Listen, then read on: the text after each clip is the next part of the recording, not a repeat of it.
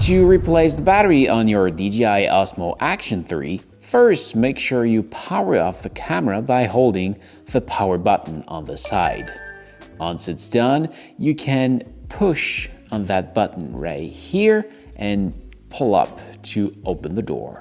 You will find the battery just right here. You can use that little thing to pull it out and take your new battery.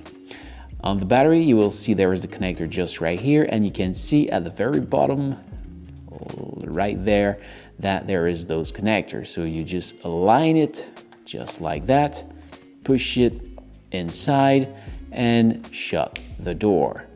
You can then use the power button to power back on your camera, just like that. If you're shopping for a new battery, you can use the link in the description. And if you want to know how to recharge your camera, you can see the video just right here.